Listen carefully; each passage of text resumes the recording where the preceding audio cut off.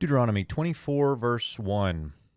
Ki yikach ish isha uve'ala, ve'haya im lo timtza chen be'enav, ki matzav va ervat davar, ve'chatav la sefer kritut ve'natan beyada, ve'shilcha mibeto.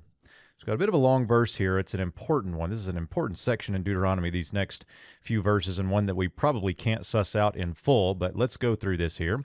The first key I take as a when. So this is a temporal key, and we've seen the key be if a lot, but if you notice in this verse, we actually do get a legitimate if a little bit later, and so I think this first key is introducing this new section as a when. So when a man he takes, there's that verb subject word order. We have here the call imperfect third masculine singular. This is the verbal root lakach, one that we've seen a lot. And just a reminder, the one labid assimilates like a one noon often does here. So yikach, third masculine singular imperfect. When a man takes a wife, and then we get a call perfect third masculine singular plus a third feminine singular pronominal suffix on the verbal root beit ayin lamed. That lamed about got carried away there. So we have here something like, and he marries her, but Baal, you might see the word husband there. So you could say, and he husbands her, or takes her as his wife, something like that.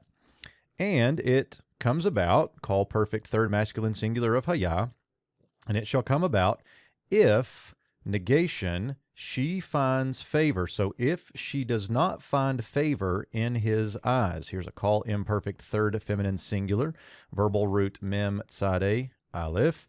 And if she does not find favor in his eyes, because he found, call perfect third masculine singular, in her. And then this is the condition right here, ervat davar, the nakedness of a thing. Now that's the part that's a little bit tricky here.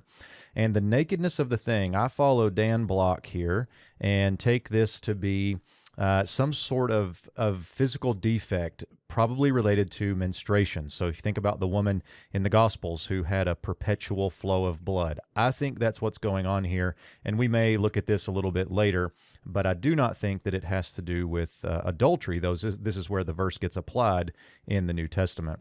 If we keep going here, and he writes, notice it's a he, third masculine singular, call perfect of katav, and he writes to her a book of divorce or a document of separation, and he gives, call perfect third masculine singular of natan, in her hand, with this bait preposition. We might say, and he puts in her hand, puts it in her hand, and he sends her, third feminine singular pronominal suffix. Here's a PL perfect third masculine singular of shalak, and he sends her from his house.